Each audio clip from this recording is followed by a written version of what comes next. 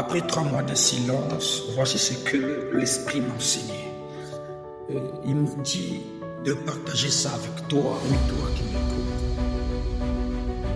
L'Esprit de Dieu marche avec la connaissance.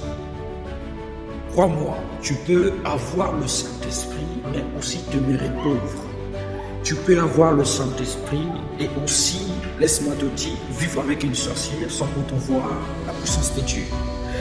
Tu peux aussi avoir le Saint-Esprit avec toi, mais aussi tu demeures dans les problèmes et dans les situations compliquées, mais tu as l'Esprit avec toi. Tu es d'accord avec moi que même Lazare, dont la Bible est en train de parler, l'histoire de le riche et le pauvre Lazare. Lazare a marché dans la crainte de l'Éternel. Juste après sa mort, les anges sont venus parmi Lazare. Je me pose une question. Les anges là étaient pendant que Lazare était en train de souffrir. Parce qu'à Bible dit comme il était en train de manger les miettes de pain qui tombaient de la table du riche. C'est-à-dire le riche mangeait le pain, mais ce qui tombait, c'est ce qui ramenait, c'est que Lazare ramassait. Donc le riche n'était pas vraiment dans la crainte de l'Éternel, il n'avait pas le Saint-Esprit, mais plutôt c'est lui qui avait le Saint-Esprit de le plus pauvre. Est-ce que je peux dire quelque chose ici? J'ai envie de dire, la Bible dit dans Genèse, écoutez-moi bien, Genèse 1, la Bible dit, le monde, au commencement, le monde était informe et vide. Et l'Esprit de Dieu se mouvait. Donc l'Esprit de Dieu peut être là et que la chose demeure encore informe et un vide. Tu peux avoir l'Esprit de Dieu, mais tout en étant informe et vide. Voilà pourquoi je viens vite, l'Esprit vient pour me révéler et me dire que l'Esprit de Dieu marche avec ce que tu connais. Qu'est-ce que tu connais? J'ai une question à poser. Qu'est-ce que tu connais? Parce que si tu connais que l'Esprit de Dieu est capable de chasser les démons, tu seras un chasseur de démons. Si tu connais que l'Esprit de Dieu est capable de rendre riche, tu peux devenir officier riche en ayant l'Esprit de Dieu. Si tu connais que l'Esprit de Dieu peut mettre loin de toi les problèmes, je te dis que l'Esprit de Dieu peut mettre aussi loin de toi les problèmes. En fait, il est avec toi. La Bible dit, mon peuple périt par manque de connaissances. Je suis désolé. Il n'a pas dit par manque de prière ou par manque de jeûne. Parce que même quand on prie en fonction de ce qu'on connaît.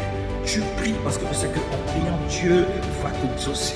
Si tu ne savais pas, tu n'allais pas prier. Donc même pour aller prier, il te faut une connaissance. Même pour jeûner, tu dois avoir une connaissance. Ce que tu connais, c'est ça qui sont les balles. Et l'Esprit de Dieu est comme l'arme. Tu prends ce que tu connais, tu mets dans l'arme. Et quand tu tires, la balle va avec vitesse. L'Esprit de Dieu va juste te mettre la puissance de ce que tu connais. Qu'est-ce que tu connais? Qu'est-ce qu'on t'a appris? Parce que si on t'a appris que l'Esprit de Dieu ne donne pas de l'argent, alors tu auras l'Esprit de Dieu, tu seras toujours heureux. L'Esprit de Dieu ne donne pas le travail, tu resteras comme ça. L'Esprit de Dieu donne tout ce que tu as besoin. Mais le problème, j'ai envie de dire, qu'est-ce que tu connais? Qu'est-ce qu'on t'a dit? Qu'est-ce qu'on t'a prêché? Qu'est-ce qui est dans ta tête? Parce que mon peuple périt faute de connaissance. On ne connaît rien. Nous, on limite Dieu. Dieu s'arrête juste à la prière. Dieu s'arrête juste à la maladie. Qui t'a dit que la maladie là va te tuer? Qui t'a dit que toi, tu dois toujours rester comme ça?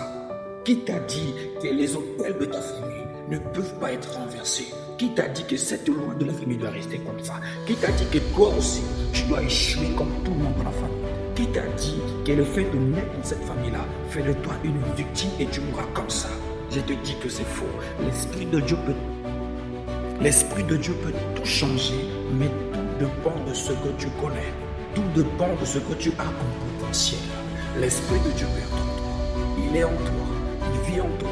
J'ai toujours l'habitude de dire, l'Esprit de Dieu prend la forme à laquelle tu l'appelles. Si tu l'appelles consolateur, ça veut dire il va attendre d'abord que le malheur t'arrive. On ne console qu'une personne qui pleure, n'est-ce pas? Donc pendant que tu auras des problèmes, tu auras des soucis, il viendra pour te consoler. Donc il attend quand tu vas pleurer. Je sais que ça va choquer beaucoup de gens, et c'est ma conception. Laisse-moi encore ajouter ceci.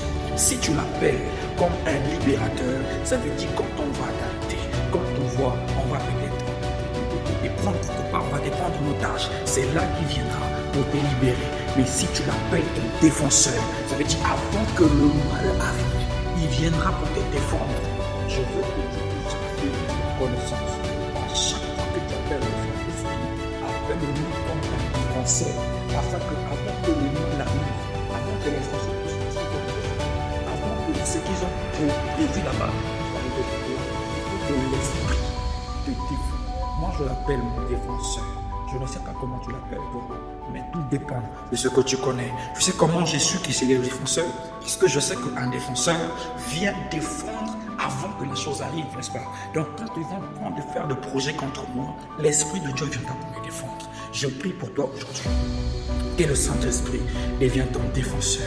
Et durant ces 3 mois, la connaissance que j'ai reçue, je vais te le donner. Reste juste connecté à ma chaîne. Reste toujours là. Et que le Dieu que je sers te bénisse. C'est la force ton guide de l'Éternel. Laisse que le Dieu